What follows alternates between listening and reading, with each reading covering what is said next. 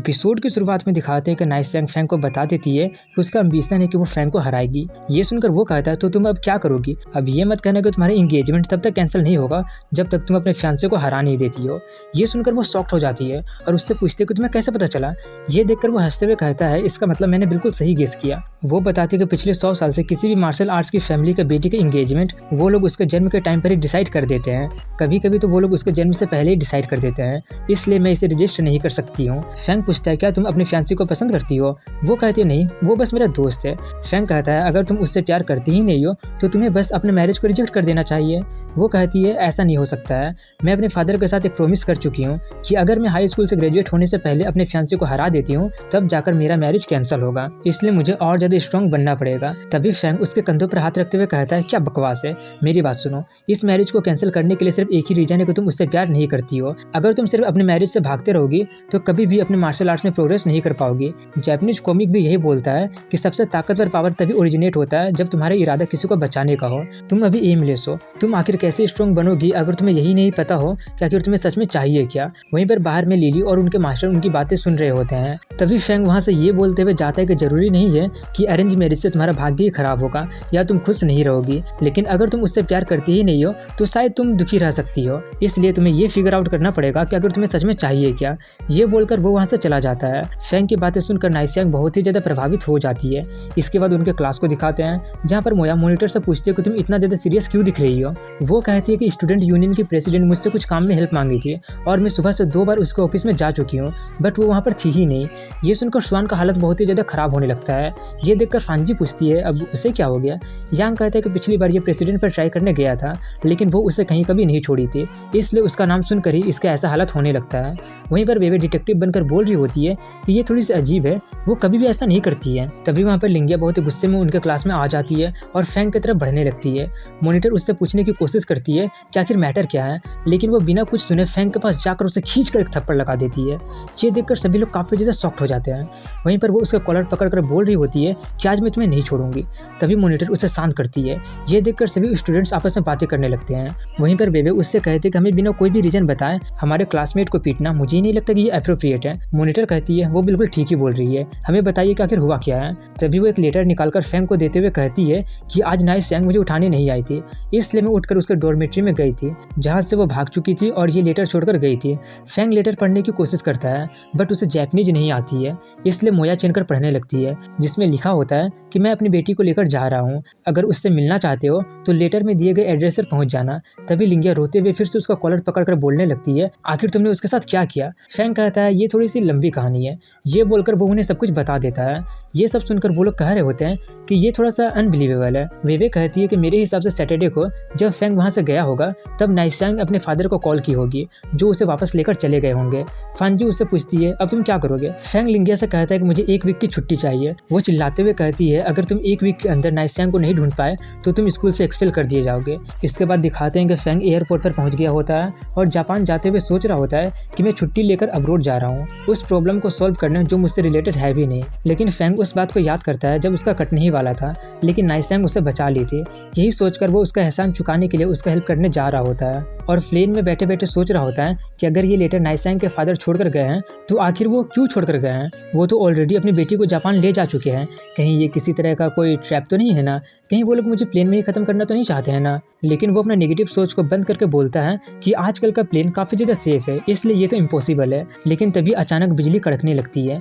ये देखकर वो डरने लगता है कि कहीं मेरा नेगेटिव सोच सच तो नहीं होने वाला है ना। लेकिन उसके साथ कुछ भी ऐसा वैसा नहीं होता है और वो फाइनली अपने डेस्टिनेशन पर पहुंच जाता है। लेकिन वहां पर पहुंचते पहुंचते वो एयर से खो जाता है जिससे उसे उल्टियां होने लगी थी। इसके बाद वो एक ब्लूटूथ खरीदने के बाद उस एड्रेस पर पहुंच जाता है।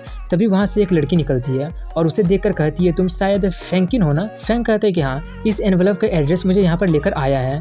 तभी वो उसे अंदर बुलाती है। फैंग वहाँ का यार्ड देखते हुए कहता है कि ये काफी खूबसूरत है। वो लड़की कहती है कि लुंगान टेम्पल में मौजूद कोर्टयार्ड का ये सिर्फ एक डुप्लीकेट कॉपी है और वो उसे उस यार्ड का किसी भी चीज को गलती से भी डैमेज ना करने के लिए वार्निंग देती है। फैंग कहता है ज्यादा चिंता मत करो, मैं नहीं करूंगा। इसके बाद वो उसे उसका रूम दिखा देती है और कहती है कि अभी हमारे लॉर्ड किसी काम में बिजी है और वो कुछ ही दिनों में आकर तुमसे मिल लेंगे। अगर तुम चाहो तो मैं एक टूर गाइड को भिजवा कर तुम्हें टोक्यो घुमवा सकती हूँ। वो कहता है ठीक है, लेकिन उससे पहले मैं आराम करना चाहूँगा। और अपने रूम में सोकर सोच रहा होता है कि मेरे पास नाइसैंग का कॉन्टैक्ट भी नहीं है, अब मुझे क्या करना चाहिए। इसलिए वो उनके मास्टर का आने का इंतजार करने लगता है और कल घूमने जाने के लिए कहता है। वहीं पर वो लड़की अपनी जुड़वा बहन के पास जाकर कहती है कि हमारा गेस्ट अक्कीबारा घूमना चाहता है, तुम कल उसके साथ जा सकती हो और मैं मास्टर कोजो के टच में रहूंगी। वैसे भी मिस नाइसैंग का हैप्पीनेस उस लड़के से जुड़ा हुआ है, इसलिए हम ये करके ही रहेंगे।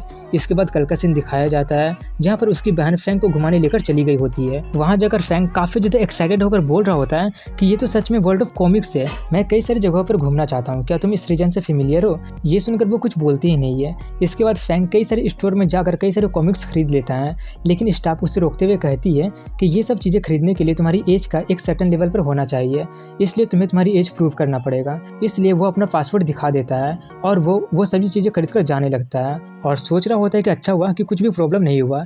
तभी कोई उन लोगों पर नज़र रख रहा होता है और तभी वो लड़की उस बंदे को फैंग की तरफ इशारा करती है। फैंग उसे मेट कैफे में चलने के लिए बोल रहा होता है, लेकिन वो लड़की कुछ बोल ही नहीं रही होती है। ये देखकर फैंग पूछता है कि तुम अचानक इतना ज़्यादा चुप क्यों हो गई, घर से निकलने से पहले तो तुम बिल्कुल नॉर्मली रिएक्ट कर रही थी। तभी वो लड़की अपने बहन की तरफ इशारा करती है। उन दोनों को एक साथ देखकर वो थोड़ा सा शॉक होते हुए कहता है कि तुम तो वही लड़की हो जो शुरुआत में मुझे ग्रीट की थी, तुम दोनों तो ट्विंस हो, बिल्कुल एक जैसा ही दिख रही हो। तभी वो उसे कुछ बताने की कोशिश करती है। ये देखकर वो पूछता है क्या हुआ। वो उसी बंदे की तरफ इशारा करती है जो कि अपना पेट पकड़े हुए बैठा होता है। इसलिए फैंग उसका हेल्प करने जाने लगता है, लेकिन वो बंदा उसी पर हमला कर देता है।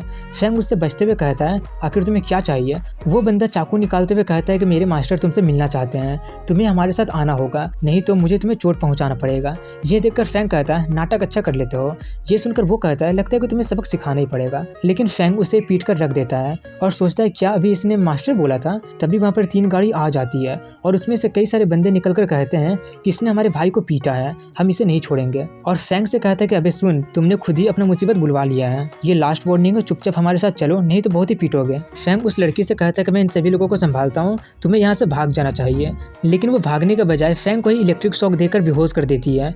बेहोश होने से पहले वो कहता है कि तुम भी इन्हीं लोगों के साथ मिली हुई थी।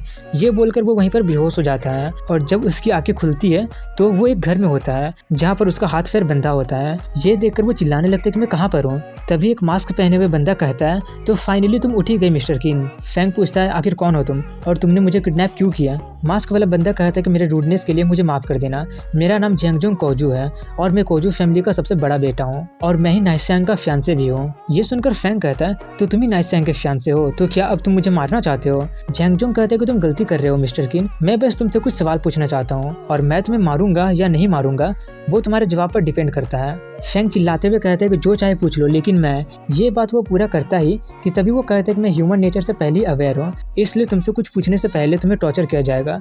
ये देखकर फैंग चिल्लाने लगता है कि ये तो चीटिंग है, तुम बिना कुछ पूछे मुझे टॉर्चर नहीं कर सकते हो। मैं तुम्हें सब कुछ बताने के लिए तैयार हूँ, बट मुझे चोट मत पहुँचाना। लेकिन वो ट्विंस बिना कुछ सुने उसे टॉर्चर करने लगती है और कुछ देर के बाद वो उन्हें रुकने के लिए बोलकर उससे पूछना शुरू करता है। पहला क्वेश्चन पूछता है कि तुमने क्यों मेरे फियांसी को एंगेजमेंट कैंसिल करने के लिए मनाया। फैंग कहता है कि मैंने नहीं किया, ये उसका खुद का ही डिसीजन है। वो दूसरा क्वेश्चन पूछता है तो अब क्या तुम मेरे फियांसी को यहाँ से भगाकर ले जाने आए हो। फैंग कहता है बिल्कुल, क्योंकि मैं तुम्हारे जैसे गधे को उसका हस्बैंड नहीं बनने दे सकता हूँ। वो उसका आंसर करते करते अपना रस्सी भी खोल लिया होता है। कोजो पूछता है क्या तुम्हें इस बात का डर नहीं था कि वो लेटर कोई ट्रैप हो सकता है या फिर तुम्हारे पास कोई दूसरा ही प्लान है। फैंग कहता है मुझे कोई फर्क नहीं पड़ता है, वैसे भी मेरा काम तुम लोगों के रास्ते में रोड़ा बनना ही था। तभी कोजो तलवार निकालते हुए कहता है कि तुम बहुत ही बड़बोले हो, इसलिए तुम्हें तुम्हारे वर्ड्स के लिए कीमत चुकानी पड़ेगी। क्या अब तुम मरने के लिए तैयार हो। ये बोलकर वो उस पर हमला कर देता है, लेकिन फैंग अपना रस्सी तोड़कर उसी पर झपट कर तलवार छीनकर उसी के गर्दन पर लगा देता है और उन्हें धमकाते हुए कहता है कोई भी हिलना मत, नहीं तो मैं तुम्हारे मास्टर को चोट पहुंचा दूंगा।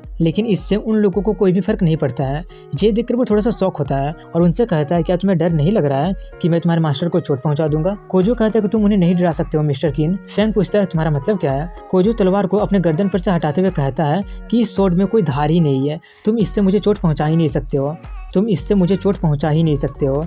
ये देखकर फैंग अपने मन में बोल रहा होता है कि अब तो लगता है कि मुझे अपना ताकत यूज करना पड़ेगा। तभी कोजो उससे कहता है ज्यादा पैनिक मत हो, अब तुम यहाँ से जा सकते हो, लेकिन उससे पहले चलो बातें करते हैं। और अपना रूडनेस के लिए उससे माफी मांगते हुए अपना मास्क निकालता है और उससे कहता है कि मैं बस ये देखना चाहता था कि आखिर तुम किस तरह के बंदे हो जिसने नाइसैंग को इतना ज्यादा बदल दिया। कोजो को खूबसूरती देखकर फैंग थोड़ा सा ब्लश कर जाता है। कोजो थोड़ा सा शर्माते हुए कहता है कि मुझे ऐसे मत घूरो, मुझे शर्म आ रही है। उसे देखकर फैंग उसके लिए सॉरी बोलता है और सोचता है क्या वो मुझे अपनी ब्यूटी से ट्रिक करना चाहता था। ये इतना खूबसूरत है कि इसे तो कोई लड़की होना चाहिए था। तभी पर्पल हेयर कहती है चलो अब काम की बातें करते हैं। फैंग कहता है तुम बिल्कुल ठीक ही बोल रही हो, चलो अब ये भी बता दो कि आखिर तुम लोगों ने मुझे किडनैप क्यों किया था। कोजो कहता है कि मिस्टर फैंग, मैं ये आशा करता हूँ कि तुम मेरी एंगेजमेंट नाइसैंग के साथ कैंसिल करने में मेरी हेल्प करोगे। ये सुनकर फैंग थोड़ा सा कंफ्यूज होते हुए पूछता है कि तुम ये क्यों करना चाहते हो। वो कहता है क्योंकि मुझे लड़कियां पसंद नहीं है, मुझे लड़के पसंद है। ये सुनकर वो थोड़ा सा शॉक्ड हो जाता है। इसके बाद वो उसे बताना शुरू करता है कि कोजो फैमिली और सोंगदाओ फैमिली कई डिकेड से दोस्त हैं, इसलिए पिछले 3 जनरेशन से दोनों फैमिली के बीच में शादी एक ट्रेडिशन बन चुका है।